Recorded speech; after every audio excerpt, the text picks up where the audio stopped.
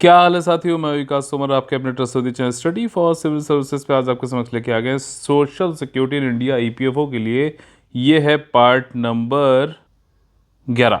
देखिए इसमें क्या है कि हम लोग देखेंगे नेशनल सोशल असिस्टेंस प्रोग्राम सारा, जिसमें 5 स्कीम है, सारी स्कीम इसमें देखेंगे। चलिए चलते हैं।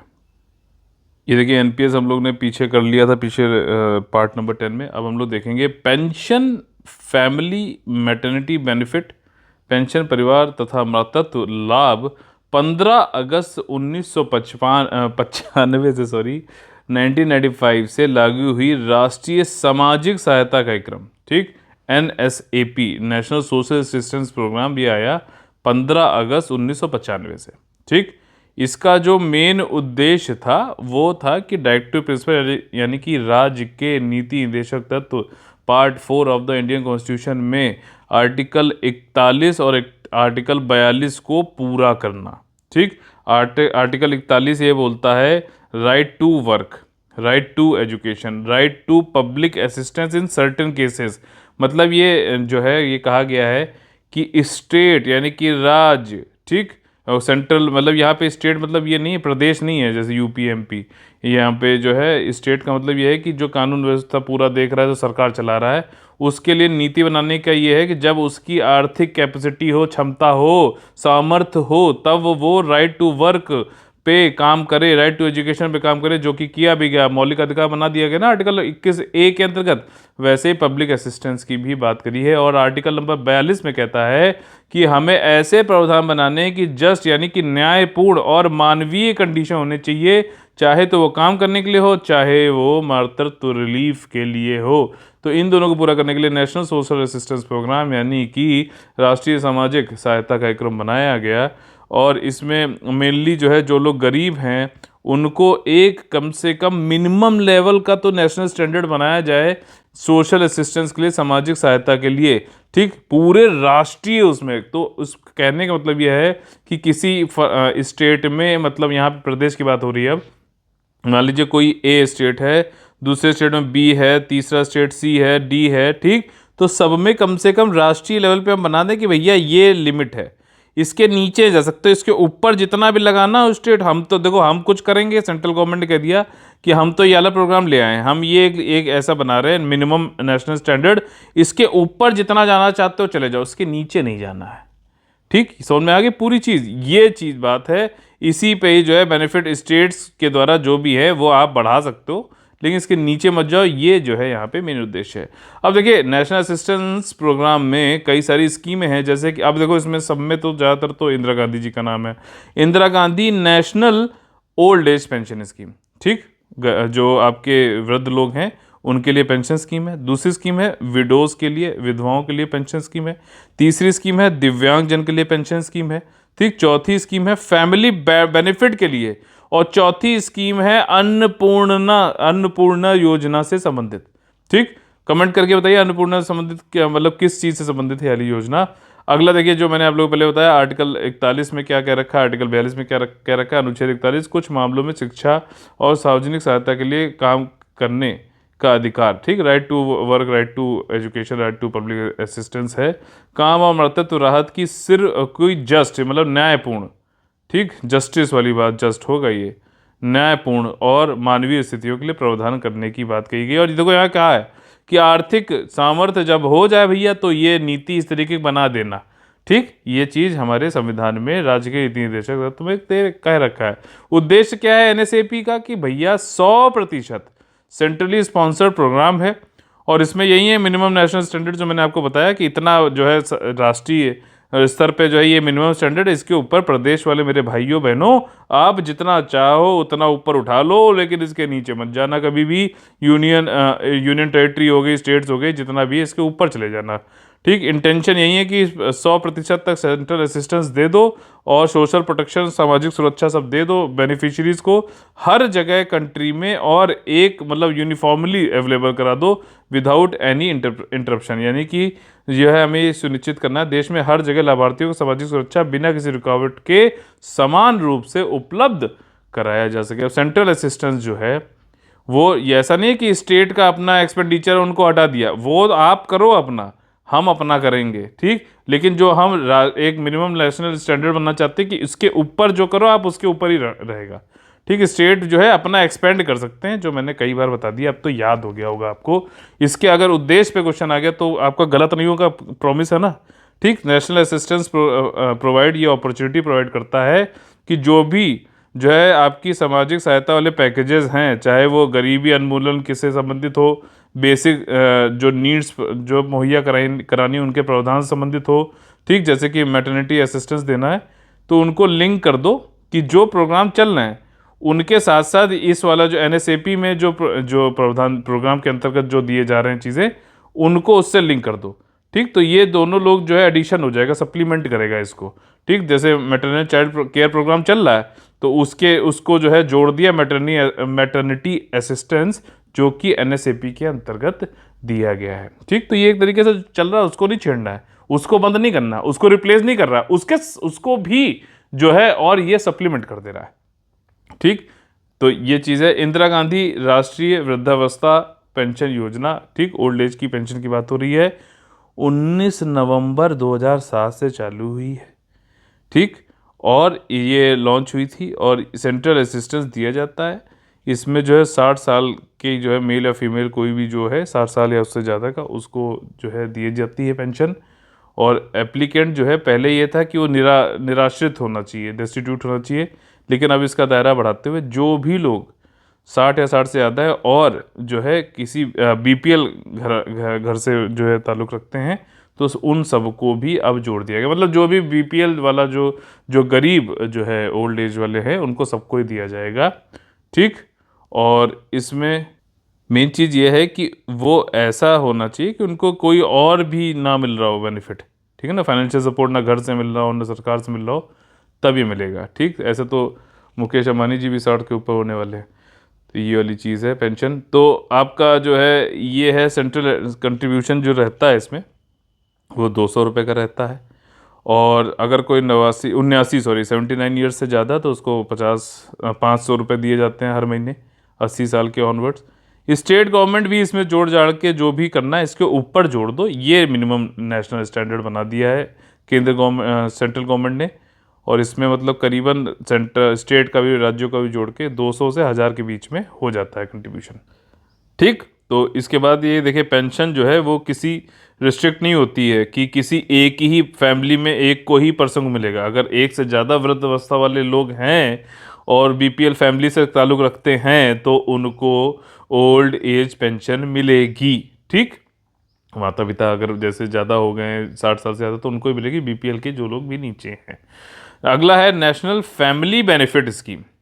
इसमें क्या होता है, हाउस होल्ड जो भी पॉवर्टी लाइन के नीचे हैं और उनके यहाँ पे अनफॉर्चुनेटली जो प्राइमरी ब्रेड विनर है उसकी जो है डेथ हो जाती है तो उसकी फैमिली को जो है यहाँ पे सहायता दी जाती है। एक लमसम अमाउंट दिया जाता है, लमसम अमाउंट मतलब एक मुश्त एक बार में दिया जाता है, ठीक। बार बार पेंशन की तरह नहीं हर महीने आ रही। तो सेंट्रल असिस्टेंस होता है, अवेलेबल कराया जाता है। और कुछ जो है इसमें क्राइटेरिया जो है, कुछ मानदंड रखे गए हैं, जैसे कि प्राइमरी ब्रेड विनर जो मर गया, जो मतलब जो घर का इकलौता कमाने वाला था, ठीक। तो जो सबसे ज़्यादा प्राथमिक जो कमाने वाला था, घर का सदस्य होना चाहिए पुरुष या महिला जिसकी कमाई कुल घरेलू आय में महत्वपूर्ण योगदान देती हो, ठीक। मान लीजिए अगर पूरा घर भर जो है 100 रुपये कमाता है तो कम से कम उसकी जो है 51 तो हो, ये चीज़ है, ठीक। डेथ ऑफ सच, अगर ऐसा कोई प्राइमरी ब्रेड विनर की हो जाती है तो उसकी एज जो है वो करीबन 8 से 18 से ज़्यादा और 65 से कम होनी चाहिए, ये एज का वो दे रखा है, ठीक। उसके बाद जो भी हाउस होल्ड जहाँ पे अनफॉर्चुनेट इंसिडेंट हो गया है वो क्वालिफाई होना चाहिए कि वो बीपीएल कैटेगरी के अंतर्गत आता हो। गवर्नमेंट ऑफ इंडिया के द्वारा जो भी क्राइटेरिया बताया गया है तो उसके नीचे बीपीएल बिलो पॉवर्टी लाइन होना चाहिए। सेंट्रल असिस्टेंस जो है इस वाले में आपको इस वाली स्कीम में 10,000 रुपये दिया जाएगा अगर डेथ हो जाती है प्राइमरी ब्रेड विनर की किसी प्राकृतिक या फिर एक्सीडेंटल कॉजेस की वजह से। जो भी फैमिली बेनिफिट है वो उसको दिया जाएगा सर्वाइविंग मेंबर को हाउस होल्ड के, जो कि डिजीज्ड जो हो गया है उसको मतलब कौन मतलब सबसे ज़्यादा जिम्मेदार है, अगला हेड कौन होगा, ठीक, मान लीजिए घर का कोई जो है पुरुष मर गया तो उसकी वाइफ हो गई इस तरीके से, या फिर वाइफ भी नहीं है तो सबसे बड़ा भाई या फिर सबसे बड़ी बहन जो भी है, तो इस तरीके से लोकल इंक्वायरी की जाएगी और जो अगला हेड होगा हाउस होल्ड का उसको दिया जाएगा। ठीक, अगला है मातृत्व, ये बहुत ज़्यादा इंपॉर्टेंट है। इंदिरा गांधी मातृत्व सहयोग योजना, IGMSY, इंदिरा गांधी मातृत्व सहयोग योजना है। इसमें एक समग्र मिलान लाभ योजना, ठीक, मतलब इसमें यह है कंडीशनल मैटरनिटी बेनिफिट है, कुछ कंडीशन को आपको पूरा करना पड़ेगा तब आपको जो है वित्तीय सहायता इसमें दी जाती है। ठीक, यानी कि कुछ फाइनेंशियल दी जाती है।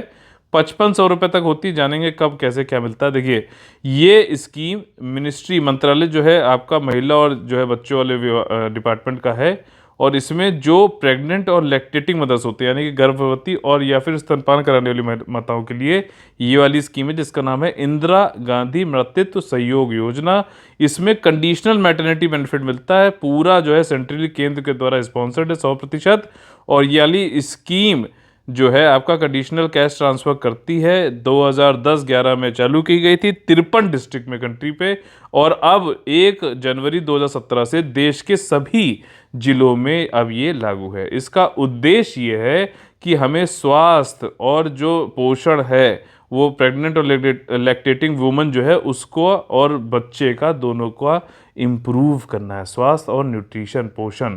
ठीक, और इसमें टू प्रोवाइड पार्शियल कंपनसेशन, अगर मतलब इसमें यह है कि एक तो हमें ये करना है स्वास्थ्य और पोषण बढ़ाना, दूसरा मान लीजिए महिला कुछ कहीं काम करती तो उसका जो पेड जो भी उसका वेज का लॉस हो गया वेतन का, तो उसका जो है आपका आंशिक मुआवजा यानी कि कुछ उसका जो है कंपनसेट कर दें जो उसका वेज लॉस हुआ है प्रेगनेंसी और इन सब की वजह से, मातृत्व की वजह से। ठीक, तो कैश इंसेंटिव दिया जाता है वीमेन को, और ताकि वो एक एडुकेट रेस्ट ले सके डिलीवरी से पहले भी और डिलीवरी के बाद भी। ठीक, ऑफ फर्स्ट लिविंग चाइल्ड, ध्यान रखना फर्स्ट लिविंग बहुत इंपॉर्टेंट है। कोई भी बच्चा लिख दे कि सेकेंड थर्ड लिविंग चाइल्ड नहीं, फर्स्ट लिविंग चाइल्ड। ठीक, दो कैश इंसेंटिव दिया जाएगा। ठीक, वो इम्प्रूव करेगा हेल्थ को, जो प्रेग्नेंट और वुमेन है, लैक्टेटिंग मदर है। ठीक, और उसके जो इफेक्ट है अंडर मतलब पोषण कम होने की वजह से उसके जो उसको कम करेगा। ठीक, तो इसमें कई सारे शब्द दिए हुए हैं, उनका मतलब भी समझ लेते हैं। ठीक, जैसे पोषण कम होने की वजह से मान लीजिए ये स्टंटिंग हो गई बच्चे में, वेस्टिंग हो जाती है बच्चे में, और भी कोई रिलेटेड प्रॉब्लम्स हो जाती है, तो अगर हम कैश इंसेंटिव देंगे तो अपनी हेल्थ वेल्थ अच्छी कर सकती है प्रेग्नेंट और लैक्टेटिंग मदर। ठीक, जिससे कि बच्चे की भी अच्छी जो है ये सारी चीज़ें हो जाए, और ये वाली बातें ना हो, स्टंटिंग और वेस्टिंग। देखो स्टंटिंग क्या होता है कि बच्चे के एज के अनुसार उसकी हाइट जो है नहीं बढ़ती है, कम रहती है। ठीक, वेस्टिंग क्या होता है कि बच्चे के हाइट के अनुसार जो उसका वजन है वो कम होता है। समझ में आ गई? फिर से रिपीट कर दे रहा हूँ, बच्चे के एज के अनुसार अगर हाइट नहीं बढ़ रही है नॉर्मली जैसे बढ़ती, चार्ट दिया जाता है, तो कहलाएगा स्टंटिंग, बौनापन बोलते हैं इसको वैसे। ठीक, और अगर मान लीजिए बच्चा वेस्टिंग वाली जो चीज़ है वो ये बताता है कि बच्चा हाइट तो पकड़ लिया है लेकिन वेट नहीं, बहुत ही दुबला पतला है, तो उसको वेस्टिंग कहलाते हैं। और इन दोनों का ही कारण कुपोषण होता है। ठीक, वह कुपोषण माता से भी जो पार हो सकता है, मतलब ये वाली चीज़ है कि बच्चा भी कुपोषित अगर पैदा हुआ और उसको अच्छे से दूध नहीं मिल पा रहा तब भी वो कुपोषित रहेगा। तो अगर माँ को थोड़ा सा हम फाइनेंशियल इंसेंटिव दे दें, गरीब लोग की बात हो रही है यहाँ पर, तो ज़्यादा अच्छा जो है विकास हो सकता है बच्चे का भी और माँ का भी। तो ये चीज़ है। Promoting appropriate practice care service utilisation during pregnancy safe delivery lactation, मतलब गर्भावस्था सुरक्षित प्रसव स्तनपान के दौरान उपयुक्त प्रथाओं देखभाल सेवा, मतलब सब कुछ अच्छा से हो जाए, पैसा थोड़ा सा मिल जाए, तो ये सब हो सकती है चीज़ें। ठीक, जो यहाँ पे सहायता देने की बात की जा रही है। देखिए यहाँ पे व्यूमन को एनकरेज किया जाएगा कि वो आपका जो है infant and young child feeding practices को, मतलब कि जो पहले 6 महीने होते हैं उसमें माता खुद ही बच्चे को खुद से ही स्तनपान करवाए, इस प्रैक्टिस को जो है फॉलो करने के लिए इनकरेज करती है, प्रोत्साहित करती है। ठीक, और इसके स्कीम के अंदर ये बेनिफिट प्रोवाइड किया जाता है कैश असिस्टेंस के जरिए, मतलब कुछ जो है कैश में सहायता दी जाती है PL एंड वीमेन को। उसमें कंडीशंस क्या हैं कि पहली बात तो ये है कि ये रेस्ट्रिक्ट करता है प्रेग्नेंट वुमेन की जो जिसने बर्थ दिया है पहले फर्स्ट लाइव चाइल्ड को, उसकी एज 19 या उससे ज़्यादा होनी चाहिए। तो इससे क्या है, चाइल्ड मैरिज को डिस्करेज किया जा रहा है कि नहीं किया जा रहा है। ठीक, अगला ये है कि व्यूमन और हस्बैंड डज नो, वो किसी गवर्नमेंट सर्विस में सार्वजनिक सेक्टर में नहीं काम करते हो सेंट्रल या स्टेट पे, अदरवाइज उनको तो कुछ ना कुछ सहायता मिल रही होगी ना यार वहाँ पे, तो जबरदस्ती वहाँ भी खींच रहे हैं यहाँ भी खींच रहे हैं, तो ये चीज़ ठीक नहीं है। तो PLN-L जो मदर्स हैं वो एलिजिबल है 5,000 रुपये तक का उनको कैश बेनिफिट मिलेगा अगर वो गवर्नमेंट और इसमें नहीं काम करते, 19 से ज़्यादा एज है तो। ठीक, और ये 3 इंस्टॉलमेंट में दिया जाएगा। उसके लिए यहाँ पे टेबल मैंने बनाई है, इससे आप समझ लीजिए 3 इंस्टॉलमेंट क्या है। पहला इंस्टॉलमेंट तब जब आपने पंजीकरण कराया कि आप प्रेग्नेंट हैं, ठीक, मतलब जो भी महिला प्रेग्नेंट है वो, ठीक, तो उसको 1,000 रुपये मिल जाएंगे। दूसरा इंस्टॉलमेंट तब मिलेगा 2,000 रुपये का जब आपने आफ्टर 6 मंथ्स ऑफ प्रेगनेंसी, ठीक, तो 6 महीने के प्रेगनेंसी के बाद आपने अगर एंटीनेटल चेकअप कराया प्रसव पूर्व में, तो आपका जो है 2,000 रुपये मिल जाएगा। तीसरा इंस्टॉलमेंट तब मिलेगा 2,000 रुपये का जब चाइल्ड की बर्थ हो गई और फिर उसका आपने पंजीकरण करा दिया, जैसे होता है ना बर्थ सर्टिफिकेट, वो वाली चीज़ है। और बच्चे को पहली साइकिल ऑफ BCG, ठीक, आपका जो है OPV, ये क्या है, oral polio vaccine, DPT, diphtheria, hepatitis B equivalent, ये सारे जो वैक्सीनेशन भी, टीका भी लग गए हैं तो आपको तीसरा जो है इंस्टॉलमेंट मिल जाएगा 2,000 रुपये का। अच्छा, जो भी एलिजिबल बेनिफिशियरी हैं उनको would continue to receive the remaining cash incentive, उनको मिलता रहेगा as per the approved norms towards maternity benefit under the existing programmes after institutional delivery. जो भी और भी प्रोग्राम चल रहे हैं मातृत्व बेनिफिट देने वाले, उनसे भी आपको कैश इंसेंटिव मिलता रहेगा, क्योंकि यहाँ पे कंडीशनल है, अगर आपने किया तो मिलेगा, नहीं तो नहीं मिलेगा। लेकिन बाकी तो हम नहीं हटा रहे हैं, बाकी वो भी मिलता रहेगा, गवर्नमेंट ये कह रही है। तो करीबन औसतन एक महिला, जो प्रेग्नेंट महिला है उसको करीबन जो है 6,000 रुपये का व्यक्ति यहाँ पर जो है मिल जाती है सहायता। अगला जो हमारा है वो विडो से संबंधित पेंशन स्कीम है। इसमें क्या है, ये फरवरी 2009 में से चालू हुई थी और इसमें विडो की एज जो होनी चाहिए वो 40 से 59 साल के बीच की होनी चाहिए। पॉवर्टी लाइन के नीचे हाउस होल्ड होना चाहिए जहाँ पे वो वुमेन रहती है जिस घर में, ऐसा जो है, और उस क्राइटेरिया पे जो भी गवर्नमेंट ऑफ इंडिया ने बताया है। और इसके साथ ही साथ पेंशन अमाउंट जो है, ठीक, Indira Gandhi window pension scheme के अंतर्गत वो इंक्लूड करता है सेंट्रल और स्टेट गवर्नमेंट दोनों का कंट्रीब्यूशन। ध्यान रखना, दोनों का कंट्रीब्यूशन, यहाँ 100% नहीं है सेंट्रल गवर्नमेंट, यहाँ पे दोनों का जो है कंट्रीब्यूशन किया जाएगा। तो अगर 200 रुपये जो है आपका दिया गया है पर मंथ बेनिफिशियरी, ठीक, स्टेट गवर्नमेंट भी उस पर कंट्रीब्यूट कर सकता है, तो कम से कम जो है 400 रुपये प्रति महीना विडो को मिल जाए। बहुत ही कम है मुझे मालूम है, बट कुछ ना से मतलब कुछ नहीं से तो सब कुछ होना बहुत अच्छी बात है। अगला जो हमारा देखिए नई स्कीम आ गई है, और इस स्कीम के से संबंधित पिछली बार EPFO में दोनों को ही, एक ये स्कीम और उसके बाद वाली, दोनों से ही क्वेश्चन पूछे गए थे और दोबारा भी पूछे जा सकते हैं। प्रधानमंत्री जीवन ज्योति बीमा योजना, प्रधानमंत्री जीवन ज्योति बीमा योजना, ये इसमें कौन ज्वाइन कर सकता है, ठीक, कोई भी व्यक्ति जो 18 से 50 साल के बीच में, देखो जीवन ज्योति लिखा है यानी कि लाइफ से संबंधित है ये, ठीक, लाइफ से संबंधित मतलब जान चली जाए तब इसमें आपको बेनिफिट मिलेगा। बीमा यानी कि इंश्योरेंस है, ठीक। दूसरा वाला क्या है, प्रधानमंत्री सुरक्षा बीमा योजना, तो उसमें सुरक्षा हो रही है, तो मतलब किससे, एक्सीडेंट से मान लीजिए अब टोटल डिसेबलमेंट हो जा रहा है किसी को, तो उसको जो है वहाँ पर बीमा का पैसा मिलेगा। यहाँ पे क्या है, जीवन बीमा होने की लाइफ चली जा रही है, डेथ हो जा रही है, ठीक। तो 18 से 50 साल के बीच में आप ज्वाइन कर सकते हैं और 50 साल से पहले ज्वाइन करना पड़ेगा। 55 साल मतलब 50 पे भी आपने ज्वाइन किया 50 से पहले, तो आपको 55 साल पे भी इसका जो है वो मिल जाएगा बेनिफिट जो भी है।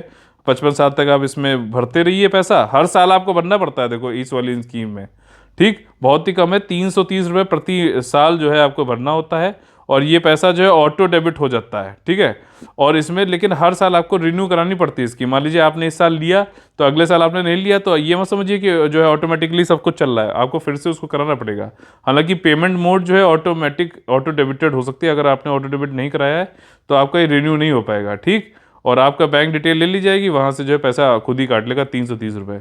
2 लाख रुपए का इसमें डेथ होने पर जो है कवरेज है। और इसमें टर्म्स ऑफ रिस्क जो कवरेज है, जोखिम कवरेज के नियम इसमें यह है कि स्कीम हर साल आपको ऑप्ट करनी पड़ेगी and he can also prefer to give long term option भी दे सकते हो। तो आपका क्या है कि आपने कह दिया 5 साल तक कर दो, तो आपके बैंक अकाउंट है, बैंक अकाउंट से जो है ऑटोमेटिकली पैसा कट जाएगा उसी डेट से जिस डेट से आपने इसको ज्वाइन किया है, ठीक। और who will implement this scheme, इसको जो है LIC इम्प्लीमेंट करता है, ध्यान रखिएगा।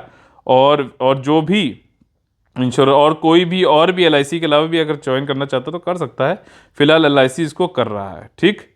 अब इसमें जो सरकार का सहयोग है उसमें देखिए यहाँ पे कह रहा है कि कई सारी जो मिनिस्ट्रीज हैं वो भी इसमें कंट्रीब्यूट कर सकती हैं प्रीमियम देने में। प्रीमियम क्या है? 330 रुपये, ठीक। तो पब्लिक वेलफेयर फंड एक होता है, समझो ये यहाँ पे समझना जरूरी है। पब्लिक वेलफेयर एक फंड होता है जिसमें जो भी पैसा अनक्लेम्ड होता है, ठीक। जैसे हम लोग ने पीछे पार्ट में किया भी था कि मान लीजिए कि जो है जो इंश्योर्ड पर्सन था वो और उसके स्पाउस दोनों ही लोग अगर जो डेथ हो गई तो वो जो पैसा है वापस चला जाता है। तो वो इस तरीके का अनक्लेम्ड मनी जो होता है वो किस में जाता है? पब्लिक वेलफेयर फंड में आता है, ठीक। तो उस वहां से भी पैसा निकाल के इसका प्रीमियम दिया जा सकता है, ठीक। जितना जो है कोई जिसने ज्वाइन किया है, जैसे प्रधानमंत्री जीवन बीमा योजना, जीवन ज्योति योजना, और साथ ही गवर्नमेंट भी इसका जो है प्रीमियम दे सकती है, डिसाइड कर सकते हैं हर सेपरेटली ड्यूरिंग द ईयर।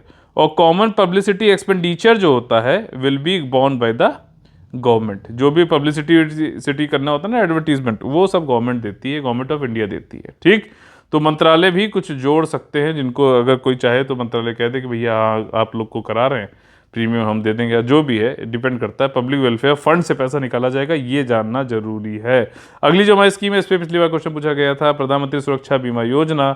इसमें देखिए वहां पे 18 से 50 था, यहाँ पे 18 से 70 साल में आप इसको ज्वाइन कर सकते हैं। सिर्फ और सिर्फ 12 रुपये प्रति साल जो है इसमें प्रीमियम आपको देना है। और पेमेंट मोड ऑटो डेबिटेड हो सकता है आपका, लेकिन आपको ज्वाइन करना होगा किसी भी साल के 1 जून से पहले, ठीक। और ये इसमें क्या होता है कि 2 लाख रुपए तक का यहाँ पे भी कवरेज है, लेकिन यहाँ पे मतलब डेथ पे नहीं दिया था, यहाँ पे एक्सीडेंट, जैसे कि लॉस ऑफ बोथ, दोनों आई की जो दोनों आंखों की रोशनी चली जाए, दोनों हाथ कट जाए, फीट कट जाए, लॉस ऑफ साइट हो जाए, ठीक, of one I, and loss of use of hand और फुट, मतलब 2 क्षति हो रही है, दोनों आंखें चली जाएं, दोनों फुट, दोनों हाथ, या फिर एक आई 1 फुट 1 हाथ, इस तरीके से कुछ मतलब ऐसा बोलना पड़ रहा है क्योंकि इसमें है, मैं अपने से नहीं बोल रहा हूँ। तो 2 लाख रुपए का है।